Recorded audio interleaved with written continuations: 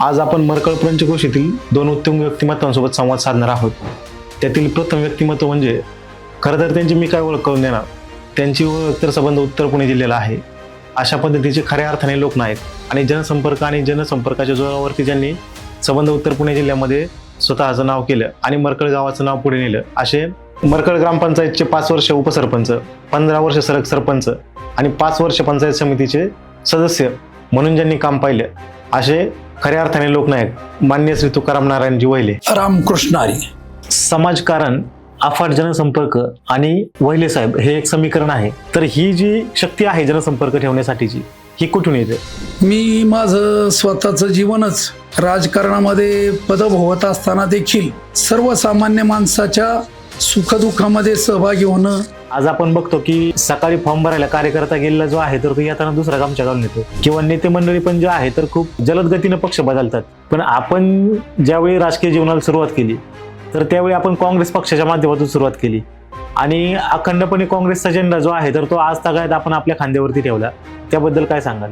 सध्या राजकारणामध्ये ज्याची आर्थिक परिस्थिती मोठी असेल, भरभरकम असेल, तर अशाच उमेदवारांची कुठलाही पक्ष निवड करत असतो. स्वर्गीय नारायणप्पा पवार आणि तुमचे खूप जिव्हाळ्याचे संबंध होते. आपल्या डोळ्यासमोर आप्पांच्या बाबतीत काय आठवण येत राहतं? आप्पा म्हणजे खेड तालुक्याचे लोकनेते होते. ज्या पद्धतीने आपण मरकळ पंचक्रोशी मरकळ पंचायत समितीचे सर्व समाज त्या ठिकाणी तालुक्याच्या पटलावरती नेला आणि तो नेत असताना त्या ठिकाणी संयम आपण कधी सोडला नाही. तर जी भूमिका आपण संयमाच्या माध्यमातून वठवली, तीच भूमिका आज प्रसाद हेनंद संघर्षाची मशाल घेऊन त्या ठिकाणी चाललेला आहे. तर आपल्याला काय वाटतं, आपण जो विचार त्या ठिकाणी समाजाला दिला तर तो पुढे नेण्याची ताकद प्रसादमध्ये आहे का?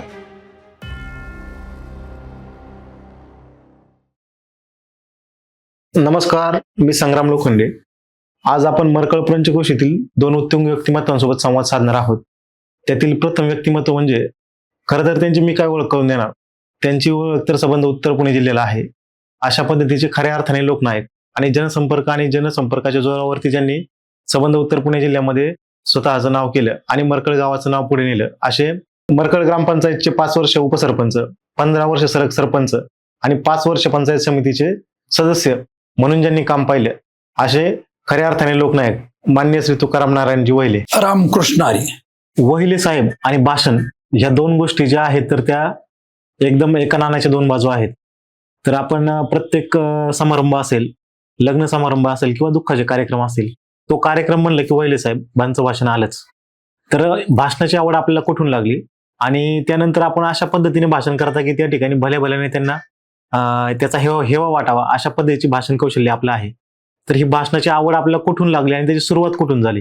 मी प्राथमिक शाळेमध्ये असतानाच इयत्ता 4थी पासून मला माझ्या गुरुजनांनी संधी दिली आणि तेव्हापासून इयत्ता 4थी पासून प्राथमिक शिक्षण घेत असतानाच मी शाळेमध्ये भाषण करायचो.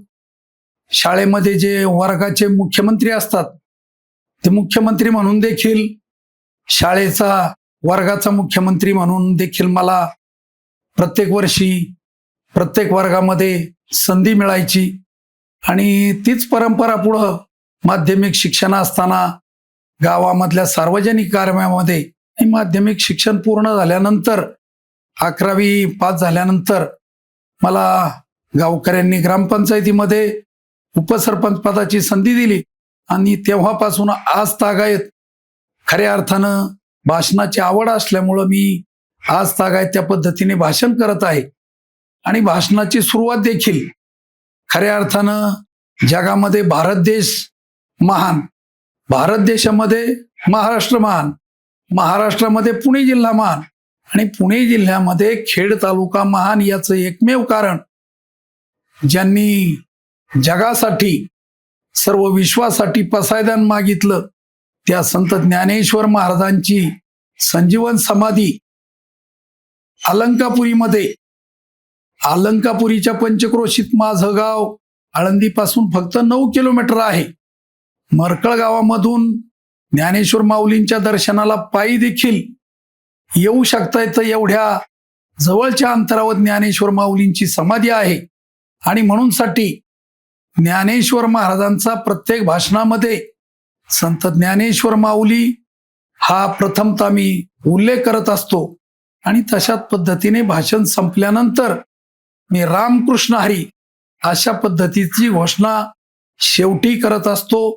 आणि खऱ्या अर्थानं मी भाग्यशाली आहे की कारण आळंदीच्या पंचक्रोशीमध्ये मरकळसारख्या एका छोट्याशा खेडेगावामध्ये आणि एका गरीब शेतकरी कुटुंबामध्ये माझ्यासारख्याला जन्म मिळाला हे मी माझं जीवनाचा अतिशय भाग्य समजतो. आपल्या प्रत्येक भाषणामध्ये संत ज्ञानेश्वर महाराजांचा उल्लेख आपण प्रकर्षाने करता आणि आपली जी आध्यात्मिक ठेवण आहे तर ती पहिल्यापासून जी आहे तर आपल्या अध्यात्माची प्रचंड आवड आहे. त्याचबरोबरच आपलं पारमार्थिक वाचन पण मोठ्या प्रमाणात आहे. तर संत ज्ञानेश्वर आणि संत ज्ञानेश्वरांबरोबरच आपलं जे भाषण आहे याबद्दल आपण काय सांगाल? संत ज्ञानेश्वर महाराजांनी ज्ञानेश्वरीतून समाजासाठी विश्वासाठी जे विचार दिलेले आहेत ती विचारधारा माझ्या मनावर पूर्णपणे कोरलेली आहे.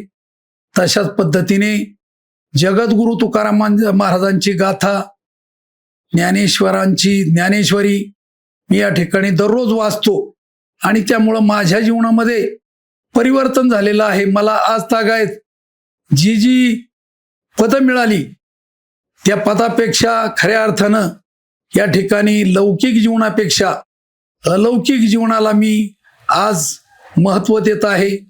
साधारणतः आता 75मध्ये मी पदार्पण करणार आहे आणि मग या पुढचं संपूर्ण जीवन या ठिकाणी परमार्थामध्ये नामस्मरणामध्ये आणि ज्ञानेश्वर महाराजांचे विचार जगद्गुरु तुकाराम महाराजांचे विचार सातत्याने आचरणामध्ये आणण्यामध्ये या ठिकाणी मला समाधान वाटत आहे.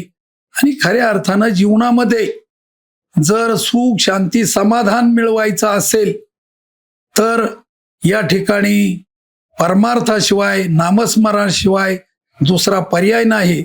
आणि आपला शेवट जर खऱ्या अर्थानं गोड करायचा असेल जीवनामध्ये तुम्ही किती संपत्ती कमवली यापेक्षा जीवनामध्ये तुम्ही किती माणसं जोडली किती माणसांना प्रेम दिलं आणि साने गुरुजींनी सांगितलेला धर्म म्हणजे खरा तो एकची धर्म जगाला प्रेम अर्पावे अशा पद्धतीने आज तागायचं माझं जीवन जगाला प्रेम अर्पण करण्यामध्ये गेलेलं आहे. आणि याही पुढच्या काळामध्ये सातत्याने अशाच पद्धतीने आनंदाने समाधानाने जीवन जगण्याचा माझा अट्टाहास राहील.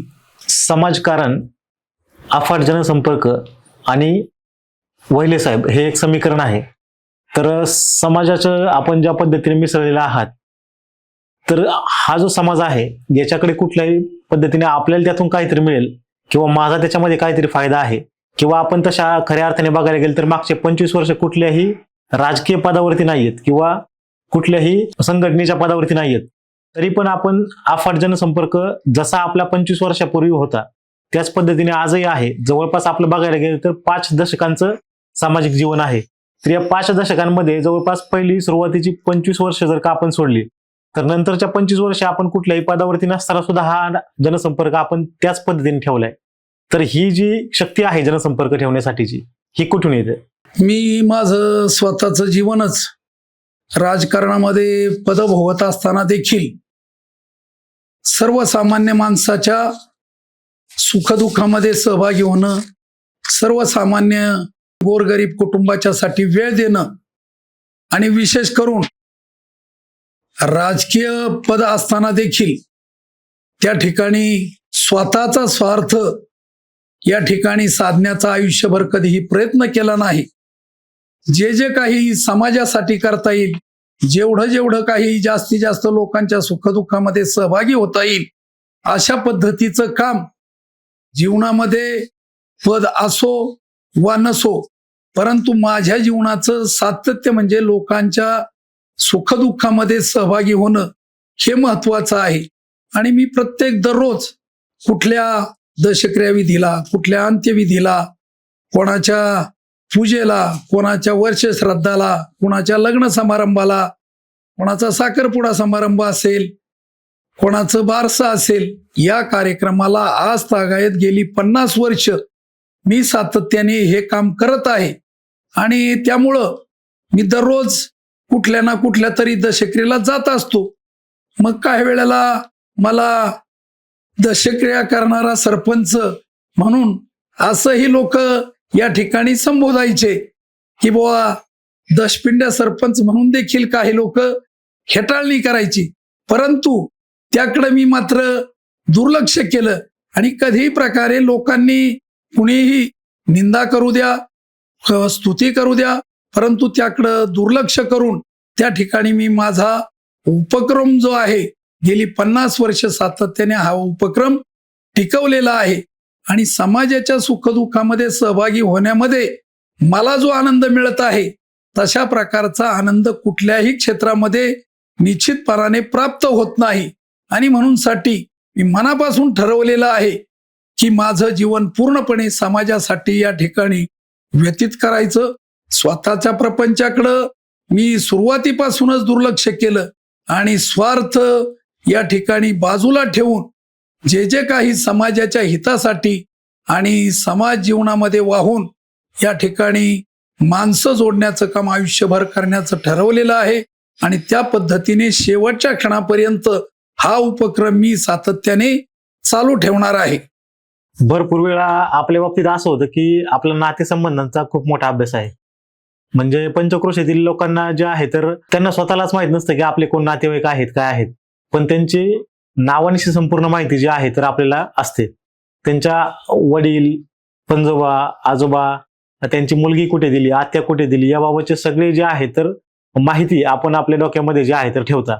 तर आपलं जे डोकं आहे तर ते किती जीबीचं आहे, म्हणजे आमची तरुण पिढी जी आहे तर ती जीबी मध्ये मोजते की आपल्या डोक्याची क्षमता किती आहे लक्षात ठेवण्याची. तर असं हे आपण कशा पद्धतीने लक्षात ठेवता की जेणेकरून आपल्याला जे आहे तर सगळ्यांचेच सगळे नातेवाईक जे आहे तर लक्षात असतात.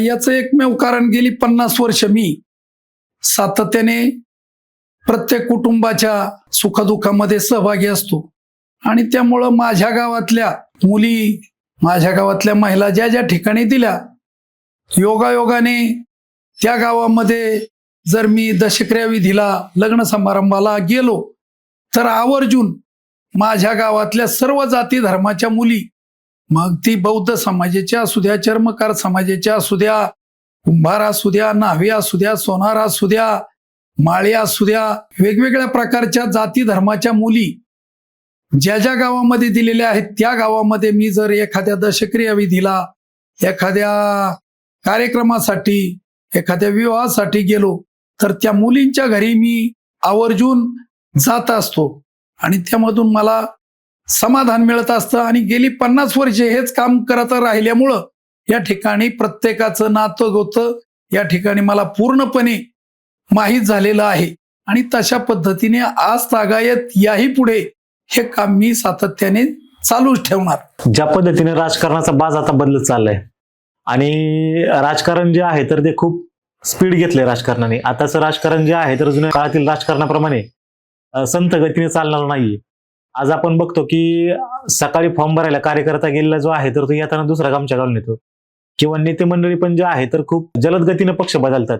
आज कुठला नेता कोणत्या पक्षात आहे किंवा वरिष्ठ पातळीला जे आहे तर कुठल्या पक्षाची युती कुठल्या पक्षासोबत आहे, तर हे गोष्टी ज्या आहेत तर त्या सेकंदाला बदलत चालल्यात.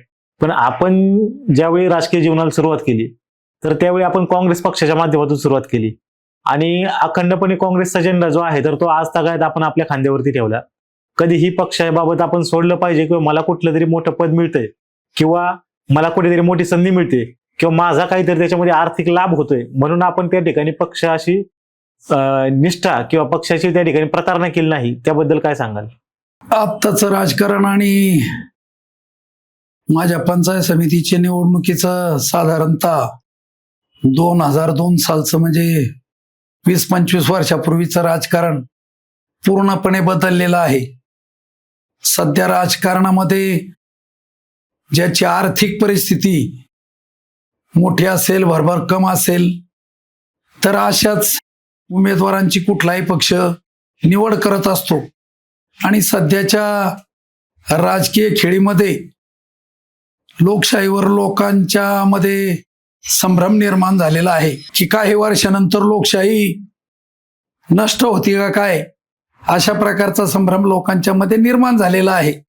आणि आजच्या परिस्थितीमध्ये 2002 साली मी जी पंचायत समितीची निवडणूक लढवली त्यावेळेला मला लोकांच्या सहभागातून या ठिकाणी गावकऱ्यांनी लोकवर्गणी जमा केली. प्रचारासाठी गाड्यांचं डिझेल पेट्रोल टाकण्यासाठी किंवा काही साध्या पद्धतीचं लोकांना जेवण देण्यासाठी जो काही खर्च करावा लागला तो लोकवर्गणीतून या ठिकाणी ग्रामस्थांनी केला. आणि तशा पद्धतीने आजची परिस्थिती मात्र राहिलेली नाही. आज या ठिकाणी मतदारांना, विशेषतः तरुणांना आज म्हणजे साध्या जेवणाची त्या ठिकाणी चव लागत नाही. अनेक दिवसापासून या ठिकाणी प्रामुख्याने ढाब्यावर जेवणाची आता पद्धत सुरू झालेली आहे. आणि प्रचार काळामध्ये तरुण मंडळींचं जे खऱ्या अर्थानं आज जो पाठिंबा असतो, तर तरुणांना असं वाटतं की सगळ्या गोष्टीची आपली पूर्तता उमेदवाराकडून झाली पाहिजे, अशा पद्धतीच्या भावना निर्माण झालेल्या आहेत. आणि आज तर खऱ्या अर्थानं आर्थिक बाबीला राजकारणामध्ये महत्त्व प्राप्त झालेलं आहे. आणि श्रेष्ठींच्या नेत्यापासून गाव पातळीपर्यंत आज खऱ्या अर्थानं राजकारणामध्ये नेत्याची, कार्यकर्त्याची पक्षावर निष्ठा ही त्या पद्धतीने पूर्वीसारखी राहिलेली नाही. आमच्या सारख्यांनी ज्या काळामध्ये राजकारणामध्ये प्रवेश केला त्यावेळच्या परिस्थितीमध्ये आजच्या परिस्थितीमध्ये भयानक बदल झालेला आहे. आणि या पुढच्या काळामध्ये तर मला वाटतं सर्वसामान्य प्रामाणिक कार्यकर्ता राजकारणामध्ये प्रवेशच करू शकणार नाही. ज्या कार्यकर्त्याची आर्थिक परिस्थिती खूप भरभक्कम आहे किंवा तो राजकारणासाठी त्या ठिकाणी स्वतःचा पैसा खर्च करू शकेल, अशाच कार्यकर्त्यांना या पुढच्या काळामध्ये सर्वच पक्षांच्या माध्यमातून संधी मिळाली जाईल. तर या पुढच्या काळामध्ये सर्वसामान्य कार्यकर्ता, गरीब कार्यकर्ता, प्रामाणिक कार्यकर्ता या राजकीय खेळीपासून दूर राहील, अशा प्रकारची मला निश्चितपणाने या ठिकाणी भावना व्यक्त करावी वाटते. काँग्रेस पक्षाबरोबर जी आपली वैचारिक बैठक आहे आणि आयुष्याच्या सुरुवातीपासून तर ते मागचे 5 दशकं जे आहे तर ते आपण वैचारिक बैठक जी आहे तर सोडली नाही.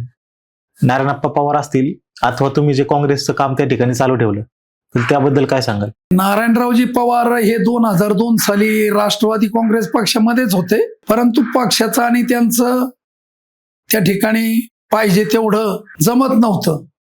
आणि त्यामुळं नारायणराव पवारांनी आम्हाला काँग्रेस पक्षाची या ठिकाणी उमेदवारी दिली. हाताचा पंजा या चिन्हावर त्यावेळेला 2002 साली निवडणूक लढवली. माजी खासदार स्वर्गीय रामकृष्णजी मोरे साहेब काँग्रेसमध्ये असताना देखील मी काँग्रेस पक्षाचाच कार्यकर्ता म्हणून त्यावेळेला काम केलं. आज मात्र मी कुठल्याही पक्षाचा कार्यकर्ता, कुठल्याही पक्षाचा नेता म्हणून समाजामध्ये काम करत नाही, तर सार्वजनिक लोकांच्या मध्ये सहभागी होणं, लोकांच्या सुखदुःखामध्ये सहभागी होणं आणि त्यामधूनच माझ्या स्वतःसाठी मला आनंद मिळवून घेता येतो, त्यामध्येच मला समाधान वाटतं. अशा प्रकारचं जीवन मी आज तरी खऱ्या अर्थानं जगत आहे.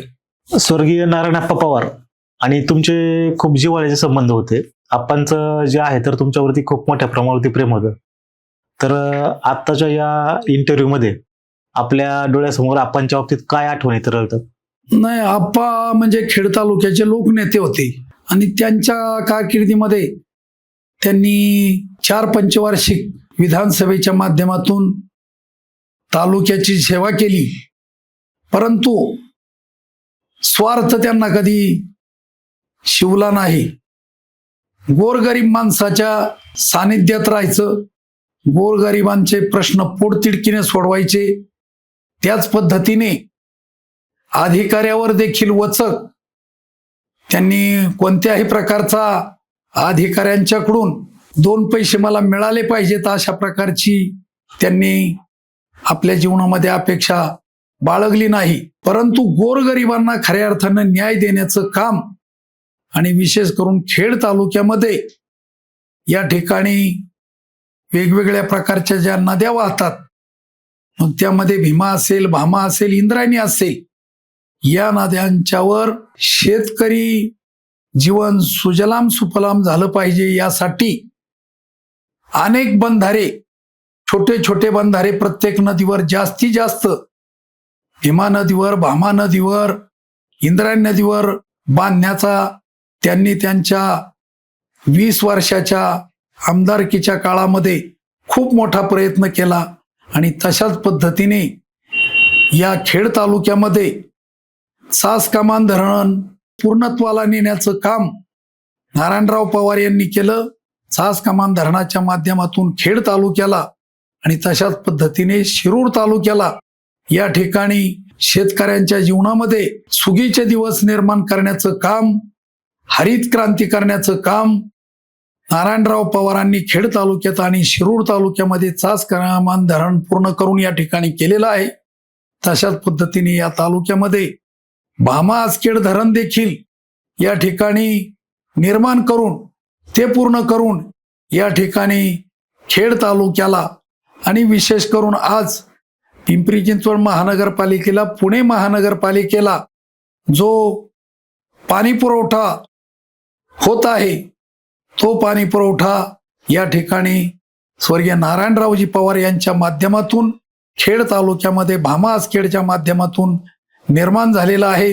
त्यांनी आपलं पूर्ण जीवन समाजासाठी निस्वार्थीपणे नारायणराव पवारांना 20 वर्षाच्या कालावधीमध्ये कोट्यवधी रुपयाची संपत्ती मिळवता आली असती, परंतु त्यांचा तशा पद्धतीने दृष्टिकोन नव्हता आणि तो दृष्टिकोन त्यांनी या ठिकाणी आपल्या जीवनामध्ये संपत्ती मिळवायची नाही तर समाज मिळवायचा.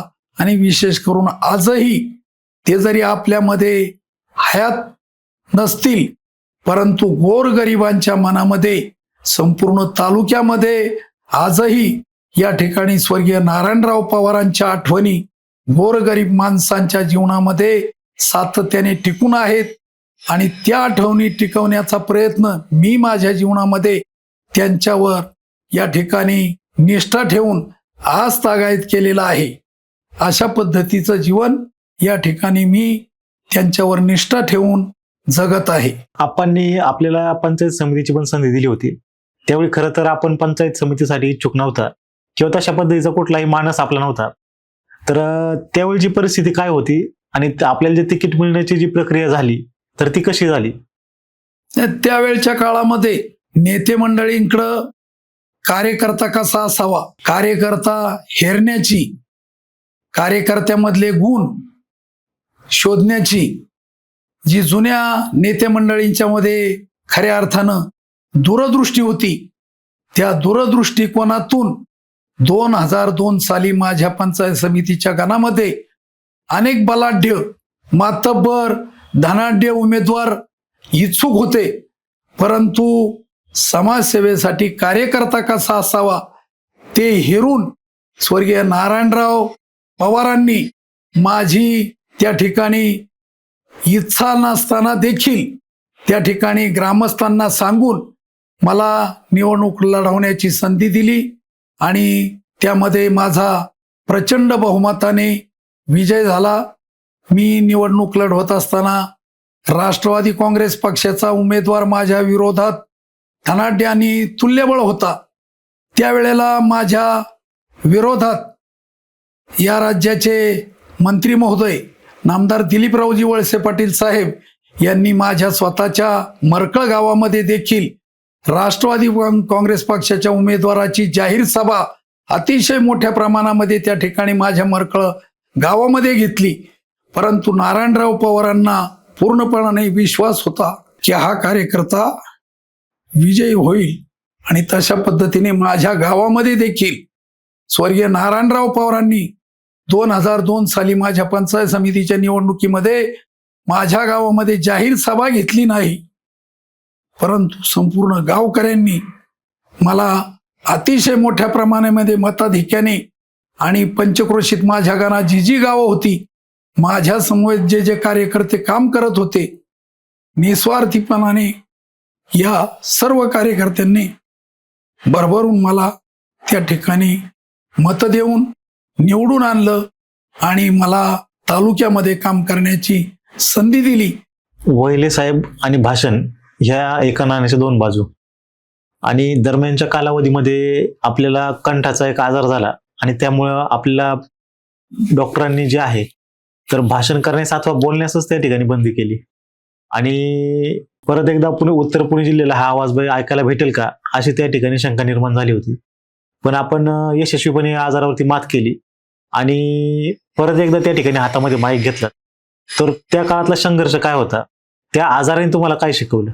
2016 साली मे महिन्यामध्ये मी अचानकपणे आजारी झालो. आजारी झाल्यानंतर प्रथमतः वाघोली या ठिकाणी 15 दिवस हॉस्पिटलमध्ये, रामकर हॉस्पिटलमध्ये ॲडमिट होतो. परंतु त्या ठिकाणी आजाराचं काही निदान पूर्णपणे झालं नाही. तदनंतर माझे मोठे जावई श्री भरत शेटकड यांनी माझ्या आजाराचं निदान करण्यासाठी पुण्यासारख्या हॉस्पिटलमध्ये, जहांगीर हॉस्पिटलमध्ये मला ॲडमिट केलं आणि त्या ठिकाणी माझ्या आजाराचं निदान झालं. आणि साधारणतः तो आजार मला वर्षभर त्या ठिकाणी पूर्णपणे विश्रांती घ्यावी लागली. आणि आजारपणाच्या काळामध्ये जवळजवळ 6 महिने मी माझे मोठे जावई श्री भरत शेटकड यांच्या घरीच कुरुळी या गावी साधारणतः 6 महिने आजारपणाच्या काळामध्ये त्याच ठिकाणी होतो. डॉक्टरांनी त्या ठिकाणी लोकांचा संपर्क येऊ नये आणि पूर्णपणे अशक्तपणा आला होता.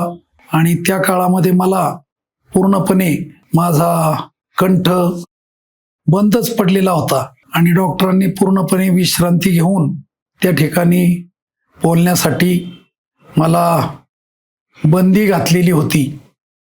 आणि तदनंतर मी जसा जसा बरा होत गेलो, तब्येत तर पूर्ण खालावलेली होती, परंतु बरा झाल्यानंतर देखील आवाजामध्ये नेहमीपेक्षा अर्धाच आवाज राहिलेला होता. आणि परमेश्वराच्या कृपेने आणि सर्व जनता जनार्दनाच्या आशीर्वादाने माझा तो आजार वर्षभरामध्ये पूर्णपणे बरा झाला. आणि या ठिकाणी परमेश्वराच्या कृपेने मला पुन्हा त्या ठिकाणी समाजाची सेवा करण्याची संधी, या ठिकाणी आयुष्य परमेश्वराने निर्माण करून दिलं. आणि ती जाणीव ठेवून आज मी खऱ्या अर्थानं परमेश्वराच्या कृपेने आणि जनता जनार्दनाच्या आशीर्वादाने 2016 पासून मला माझा पुनर्जन्म झाल्यासारखं वाटत आहे. आणि म्हणूनसाठी मी माझ्या जीवनामध्ये आज ज्या पद्धतीने जगत आहे की कोणता पक्ष, कोणता नेता, हा माझा तो माझा, हा दुसऱ्याचा तो दुसऱ्याचा, अशा प्रकारची भावना न बाळगता सर्व नेते, सर्व कार्यकर्ते, सर्व समाज, सर्व जाती धर्माचे लोक हे माझ्याच परिवारातले आहेत आणि ते माझ्यावर ज्या पद्धतीने प्रेम करतात त्याच पद्धतीने आज मी या ठिकाणी पारमार्थिक जीवन सुखाने, समाधानाने, आनंदाने या ठिकाणी जगत आहे. आणि तोच मला खऱ्या अर्थानं परमेश्वराने पुन्हा जी समाजाची सेवा करण्याची संधी दिली, त्यामुळं माझ्या शेवटच्या क्षणापर्यंत ही संधी मी चालू ठेवणार. आणि माझ्या अशाच पद्धतीचं माझं हे जे नेहमीचं कार्य आहे, समाजाच्या सुखदुःखामध्ये सहभागी व्हायचं, हे कार्य मी याही पुढच्या काळामध्ये सातत्याने शेवटच्या क्षणापर्यंत चालू ठेवणार. आपण आमच्यासारख्या तरुण पिढीला काय संदेश द्याल? सध्याच्या परिस्थितीमध्ये खऱ्या अर्थानं तरुणांची गरज आहे. राजकारणामध्ये देखील आज जर पाहिलं तर तरुण पिढीची नितांत गरज आहे. आजच्या परिस्थितीमध्ये ज्या निवडणुका होतात, आजची परिस्थिती जर पाहिली तर साधारणतः वय 18 ते वय 60 असणारे जे मतदार आहेत ते जवळजवळ 80% आहेत. आणि आमच्यासारख्यांनी 60 ओलांडलेले पुढचे 60, 70, 80, 85, 90 या वयाचे मतदार फक्त 20% आहेत. आणि त्यामुळं उद्याचं राजकारण हे निश्चितपणाने तरुणांच्या वर अवलंबून आहे. आणि तरुण ज्या पद्धतीने काम करतात त्याच पद्धतीने देशामध्ये पुढं देशाची प्रगती, देशाची लोकशाही टिकवण्यासाठी तरुण निस्वार्थीपणाने काम करण्यासाठी तयार झाले पाहिजे. जनतेसाठी स्वतःचा लोकप्रतिनिधी निवडून गेल्यानंतर त्या व्यक्तीने आपला स्वतःचा वेळ लोकांच्यासाठी दिला पाहिजे. लोकांच्या सुखदुःखामध्ये, लोकांच्या अडीअडचणी, लोकांचे जटिल प्रश्न सोडवण्यासाठी सातत्याने तरुणांनी कार्यरत राहिलं पाहिजे. पदापेक्षाही या ठिकाणी कार्य करत राहिल्यानंतर त्या माणसाला पद आपोआप मिळत असतात. जीवनामध्ये पदच पाहिजे अशा प्रकारची भावना न ठेवता समाजासाठी, गावासाठी, गोरगरिबासाठी सातत्याने काम करत राहिल्यानंतर पद आपोआप या ठिकाणी त्या व्यक्तीकडे येत असतात. मी 73 ते साधारणतः 94 पर्यंत ग्रामपंचायतीच्या माध्यमातून पद भूषवत होतो. परंतु मला पंचायत समितीची संधी स्वतःहून नारायणराव पवारांनी 2002 साली दिली. तर अशा पद्धतीने आपण कार्य करत राहिल्यानंतर कुठलाही पक्ष असू द्या, कार्यकर्त्याची पारख करत असतो. आणि तशा पद्धतीने या तरुण कार्यकर्त्याने काम करत राहिल्याने या ठिकाणी पद त्याच्या पाठीमागं ऑटोमॅटिक म्हणजे या ठिकाणी येत असतात. आणि मला तरुणांना हेच आवाहन करायचे की आपण फक्त स्वतःचा स्वार्थ बघू नका. लोकप्रतिनिधी निवडून गेल्यानंतर स्वतःच्या प्रपंचासाठी किंवा प्रॉपर्टी वाढवण्यासाठी या ठिकाणी आपलं जीवन व्यतीत करू नका. तर जेवढं आपल्या हातून समाजासाठी काम होईल तेवढं काम करण्याचा आपण प्रयत्न करा. जीवनामध्ये निश्चितपणाने असे कार्यकर्ते जे समाजासाठी वेळ देतात, समाजासाठी सतत झगडत राहतात, गोरगरिबांच्या प्रश्नाला वाचा फोडतात, त्या ठिकाणी गोरगरिबांच्या प्रश्नासाठी लढा देतात, असे कार्यकर्ते जीवनामध्ये निश्चितपणाने फार मोठे होतील, यशस्वी होतील. अशा प्रकारची तरुणांच्या बाबतीमध्ये माझी या ठिकाणी भावना आहे. ज्या पद्धतीने आपण मरकळ पंचक्रोशी आणि मरकळ पंचक्रोशीतील सर्व गावांसहित मरकळ पंचायत समितीचे सर्व समाज त्या ठिकाणी तालुक्याच्या पटलावरती नेला आणि तो नेत असताना त्या ठिकाणी संयम आपण कधी सोडला नाही. तर जी भूमिका आपण संयमाच्या माध्यमातून वठवली तीच भूमिका आज प्रसाद हेनंद संघर्षाची मशाल घेऊन त्या ठिकाणी चाललेला आहे. तर आपल्याला काय वाटतं, आपण जो विचार त्या ठिकाणी समाजाला दिला तर तो पुढे नेण्याची ताकद प्रसाद मध्ये आहे का? प्रसाद सारखा मुलगा ज्या पद्धतीने आज तरुण वयामध्ये काम करत आहे, कोणत्याही प्रकारचं पद नसताना या ठिकाणी पंचक्रोशीमध्ये, तालुक्यामध्ये शेतकऱ्यांचा महत्वाचा जो प्रश्न होता की शासनाने भामासखेडच्या माध्यमातून ज्या जमिनी संपादन केल्या होत्या त्या जमिनी शासनाकडून सोडवण्यासाठी, कारण या ठिकाणी भामासखेडचा कालवा ज्या भागामध्ये आलेला नाही त्या कालव्याने शेतकऱ्यांना पाणी पुरवठा होत नाही, अशा भागातही लोकांच्या जमिनी शासनाने संपादित केल्या होत्या. मग त्या विरुद्ध तो भामासखेडचा कालवा त्या भागामध्ये आलेला नसताना या ठिकाणी शासनाने ज्या शेतकऱ्यांच्या जमिनी संपादित केल्या होत्या त्याच्यावर जिल्हाधिकाऱ्यांचं शासनाने त्या जमिनीवर नावही लावलेलं होतं. त्या जमिनी परत शेतकऱ्यांना मिळवून देण्यासाठी प्रसाद भाऊ सारखा एक तरुण कार्यकर्ता या ठिकाणी पुढे आला आणि त्याने तो लढा यशस्वीपणे त्या ठिकाणी दिला.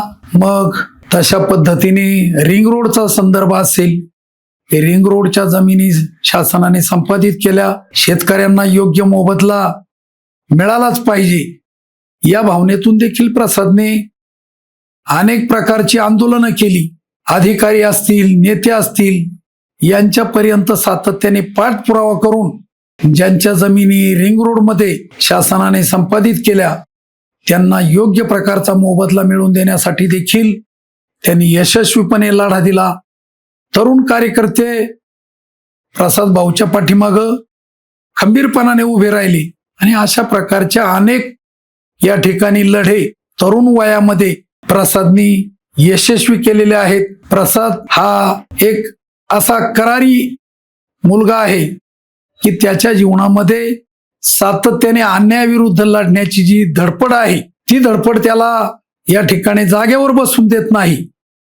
आणि मी सातत्याने गोरगरीब माणसांच्या अन्यायाविरुद्ध लढत राहणार, याही पुढे लढत राहणार, अशा प्रकारची भावना त्याच्या मनामध्ये सातत्याने आहे. आणि प्रसादचे वडील देखील जुन्या काळामध्ये मरकळ ग्रामपंचायतीचे बिनविरोध ग्रामपंचायत सदस्य होते. तशाच पद्धतीने वडिलांनी मरकळ गावातील श्रीराम पतसंस्थेचं चेअरमन पद त्या ठिकाणी सांभाळलं. या कुटुंबाकडं असणारी नम्रता आणि समाजसेवेचा वसा आणि वारसा, तशाच पद्धतीने कुटुंबात धार्मिकतेचा देखील या ठिकाणी प्रसादच्या पंजोबापासून धार्मिकतेचा वसा या कुटुंबामध्ये आहे. त्यामध्ये ज्ञानेश्वर माऊली, त्या ठिकाणी पांडुरंग असेल, जगद्गुरु तुकाराम महाराज असेल, यांच्या प्रती या कुटुंबाची असणारी जी श्रद्धा आहे ती श्रद्धा सातत्याने या कुटुंबातली मंडळी श्री क्षेत्र आळंदी ते पंढरपूर संत ज्ञानेश्वर पालखी सोहळा आणि या पालखी सोहळ्यातील रथाच्या पुढे असणारी मरकळ गावची भोपळे दिंडी नंबर 14, या दिंडीमध्ये या कुटुंबातल्या महिला पुरुष पायी वारी करतात. ही त्यांच्या पंजोबापासूनची परंपरा या ठिकाणी आहे. आणि अशा कुटुंबातला कार्यकर्ता निश्चितपणाने समाजाच्या हितासाठी या ठिकाणी याही पुढच्या काळामध्ये सातत्याने लढत राहील, अशा प्रकारची भावना या ठिकाणी मला वाटते. आणि या ठिकाणी प्रसाद भाऊंनी आपल्या तरुण सहकार्यांना खऱ्या अर्थानं जे जवळ केलेलं आहे, अनेक प्रकारच्या तरुणांची संघटना मोठ्या प्रमाणामध्ये प्रसादने या ठिकाणी कमी वयामध्ये निर्माण केली. आणि या संघटनेच्याच माध्यमातून या ठिकाणी पुढची वाटचाल करण्यासाठी तरुणांचा असणारा आग्रह, तरुणांचा असणारं पाठबळ त्याच्या पाठीशी खंबीरपणाने आहे. आणि त्यामुळं त्याच्या जीवनामध्ये त्याची यशस्वी वाटचाल होईल, अशा प्रकारची पूर्णपणे माझ्यासारख्याला खात्री आहे.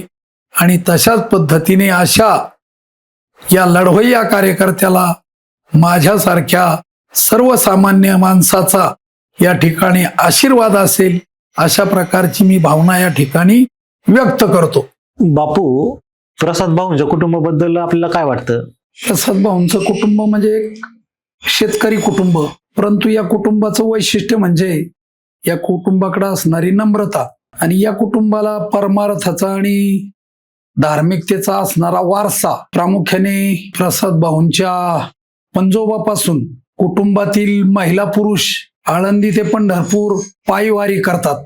आणि परमेश्वराने या कुटुंबाला पहाडी आवाजाची जी देणगी दिलेली आहे, हे या कुटुंबाचं वैशिष्ट्य म्हणजे प्रसाद भाऊचे पंजोबा देखील पहाडी आवाजाचे. आणि आज प्रसाद भाऊचे आजोबा आमच्या मरकळ गावचं भूषण, हरिभक्तीपरायण गायनाचार्य स्वरसम्राट काळूराम महाराज घेनन यांनी आपल्या पहाडी आवाजाने गायनाच्या माध्यमातून आमच्या गावाचा, घेनन कुटुंबाचा नावलौकिक जिल्ह्यात नव्हे तर जिल्ह्याच्या बाहेर देखील निर्माण केलेला आहे. अशा पद्धतीचं धार्मिकतेचा वारसा असणारं हे कुटुंब आमच्या गावात अतिशय नम्रतेने सर्व जाती धर्माच्या लोकांच्या बरोबर सलोख्याने जिव्हाळ्याचे संबंध ठेवून आज सुखाने गुण्यागोविंदाने वावरत आहे. तसेच या परिवारातील धार्मिकतेचा वारसा असणारे, परमार्थामध्ये ज्यांचं जीवन व्यतीत आहे, अशा आमच्या मरकळ गावचे नेते आणि मरकळ गावातील 1982 साली जी श्री केशवराज शिक्षण संस्था स्थापन झाली, या संस्थेचे संस्थापक सेक्रेटरी श्री हरिभक्तीपरायण सुभाष बापू घेनन हे देखील याच परिवारातले आहे. शैक्षणिक कार्यामध्ये मरकळ गावामध्ये आणि पंचक्रोशीमध्ये त्यांचा मोठा सहभाग असतो आणि शैक्षणिक कार्यामध्ये असणारी त्यांची आवड या ठिकाणी मरकळ आणि मरकळच्या पंचक्रोशीतील गोरगरीब मुलांच्या शिक्षणाच्या कामी त्यांनी जे आपलं योगदान दिलेलं आहे तेही या कुटुंबाच्या दृष्टीने महत्वाचं आहे. ज्या पद्धतीने वहिले बापूंनी प्रामाणिकपणा, चारित्र्य जपत त्या ठिकाणी संयमी राजकारण केलं, तर बापूंच्या राजकारणाची जी दिशा आहे ही मागच्या पिढीमध्ये बापूंनी जी आपल्या कार्यातून दाखवून दिली, तर ती येणाऱ्या काळामध्ये प्रसादभाऊ घेणंद असतील तर हे निश्चितपणे त्यांची संघर्षाची मशाल हातात घेऊन त्या ठिकाणी मरकळ पंचक्रोशी, मरकळ पंचायत समिती आणि खेड तालुक्यातील तरुणांना त्या ठिकाणी दिशा दिल्याशिवाय राहणार नाही. एवढे बोलून मी माझे मुलाखत त्या ठिकाणी थांबवतो. धन्यवाद. भेटूयात पुन्हा एकदा नव्या मुलाखतीमध्ये. रामकृष्ण हरी. धन्यवाद.